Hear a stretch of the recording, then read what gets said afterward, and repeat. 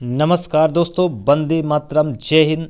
आज सभी लोगों के लिए मेरा प्रयास है कि राज्य के नीति निर्देशक तत्व जो पॉलिटी का एक सेक्शन है उसको लेकर के आए हैं, ताकि आप एग्जाम में इस तरह की जो आपकी पॉलिटी से क्वेश्चन आ रहे हैं, एक भी क्वेश्चन गलत नहीं होना चाहिए यहाँ पर। और ये आप एक अगर वीडियो को देख लेते हैं सही तरीके से, तो जो राज्य के नीति निर्देशक तत्व का जो चैप्टर है वहाँ से आपके क्वेश्चन गलत होने की संभावना बिल्कुल भी नहीं रह जाएगी और आप वहाँ पर 100% करके ही इसको आएंगे। चलिए मैं वीडियो को एक एक करके स्टार्ट करता हूं और अपना कंसंट्रेशन पूरा दिमाग में रखिएगा। और यहाँ पर जितने भी आपके सेक्शन से बताए जाएंगे वो आपके एग्जाम में ज़रूर मिलेंगे, ये उम्मीद करते हैं। और मैंने भी इसी नोट से ही तैयारी किया था, तो यहाँ से क्वेश्चन मेरा आज तक छूटा नहीं है, इसलिए मैं आप लोगों के लिए ये लेकर के आया हूँ ताकि आप लोगों को भी यहाँ से बेनिफिट इसका मिल सके। तो चलिए क्वेश्चन को स्टार्ट करते हैं। ये चैप्टर बाय चैप्टर है और इसको देखते हैं। नीति निर्देशक तत्व जो हैं directive principle of state policy बोलते हैं इसको, डीपीएसपी के नाम से भी हम जानते हैं। तो ये अगर देखें कि भाग कौन सा है, ये भाग नंबर क्या है, 4 है। और अनुच्छेद की बात करें, अनुच्छेद 36 से लेकर के 51 तक इसका वर्णन किया गया है।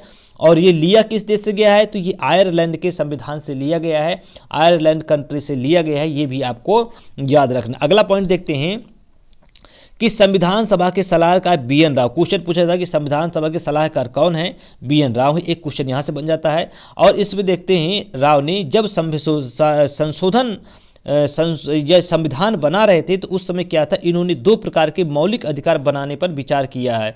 तो इस प्रकार कौन कौन से मौलिक अधिकार बनाए हैं, पहला पॉइंट दिया है जो विचार तुरंत लागू होते हैं, मूल अधिकार में आते हैं, इसे परिवर्तित नहीं किए जाते हैं। दूसरा पॉइंट उन्होंने लागू किया है कि जो विचार धीरे धीरे लागू होते हैं, नीति निर्देशक तत्व के अंतर्गत आते हैं और परिवर्तनीय नहीं है, न्यायालय में इसको परिवर्तित नहीं किया जा सकता है, ये पॉइंट है। तो देखिए ये इंपॉर्टेंट क्वेश्चन है और आपके एग्जाम में बहुत ज़्यादा पूछे जाते हैं, तो आप लोग शुरू से अंत तक इस वीडियो को देखिए और यहाँ से एनालाइज कर पाएंगे कि ये क्वेश्चन ऐसे हैं कि जो आपके एग्जाम में बार बार पूछे जाते हैं। चलिए अगला पॉइंट देखते हैं, इनके उद्देश्य क्या है, ऑब्जेक्टिव क्या है। लोक कल्याणकारी राज्य की स्थापना करना पहला पॉइंट है। दूसरा है आर्थिक सामाजिक लोकतंत्र की स्थापना करना, दूसरा पॉइंट है।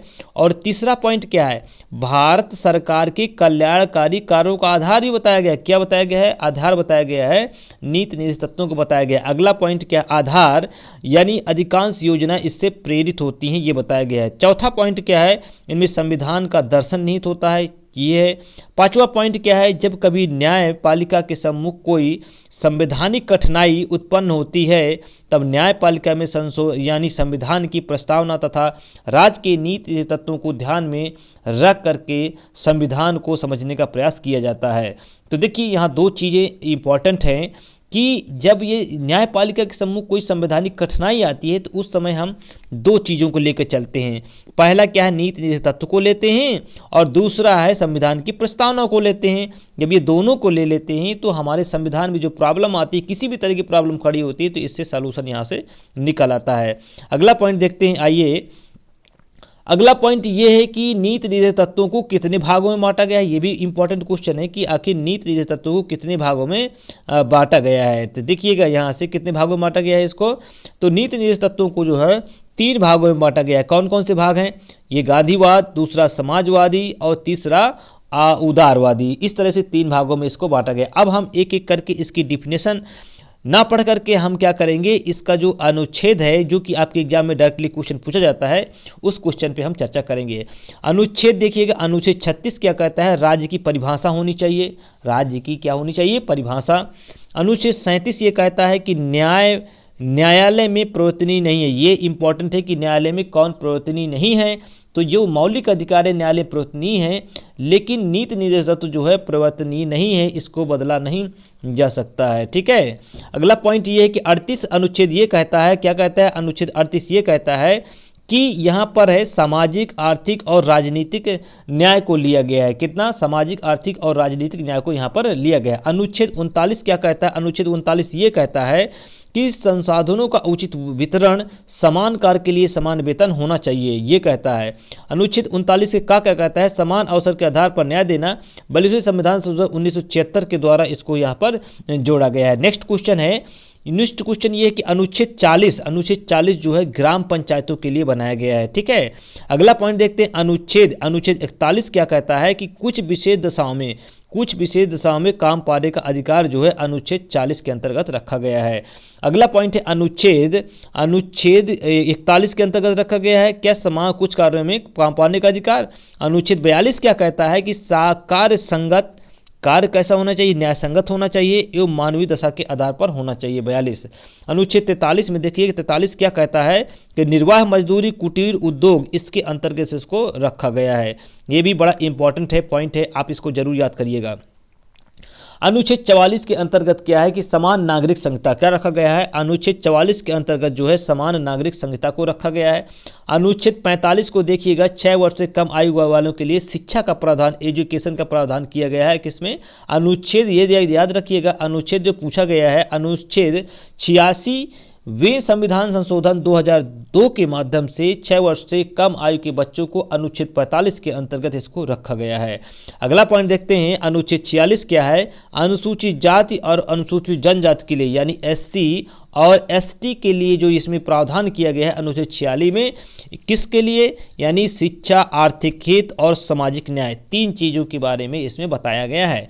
अनुच्छेद 47 में देखते हैं अनुच्छेद 47 क्या कहता है कि मद्य निषेध यानी मद्य निषेध, धूम्रपान वगैरह, पोषाहार के अंतर्गत यानी पोषण कैसा होना चाहिए, स्वास्थ्य कैसा होना चाहिए, अनुच्छेद 47 के अंतर्गत इसको रखा गया है। 48 के देखते हैं कि कृषि, पशुपालन और दुधारू पशुओं के बारे में बताया गया। अनुच्छेद 48 के का में देखेंगे, 48 के का बहुत इंपॉर्टेंट है। अनुच्छेद 48 के का में ये बताया गया है कि पर्यावरण संरक्षण 42वें संविधान संशोधन 1976 के द्वारा इसमें जोड़ा गया है। लेकिन अगर इन्वायरमेंट का क्वेश्चन आता है तो पूछ लेता है कि किस अनुच्छेद के अंतर्गत पर्यावरण संरक्षण आता है, तो 48 के का में आता है। किस संविधान संशोधन के तहत इसको जोड़ा गया है, तो 42वें संविधान संशोधन 1976 के द्वारा इसको जोड़ा गया है। अगला पॉइंट देखते हैं अनुच्छेद 49 क्या कहता है। अनुच्छेद 49 जो वेरी इंपॉर्टेंट है। अनुच्छेद 49 ये कहता है कि राष्ट्रीय महत्व स्मारक स्थान का संरक्षण ये रखा गया, अनुच्छेद 49 के अंतर्गत रखा गया है।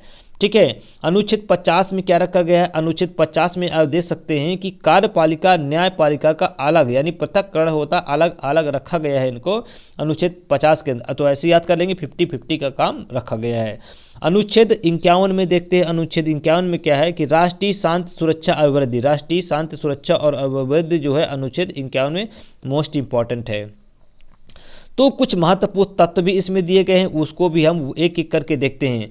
केशवानंद भारती बनाम केरल राज्य के अंतर्गत जो आया था फैसला 1973 पूछ लेता है कब का है, 1973 का। इसके अंतर्गत क्या आया था देखते हैं।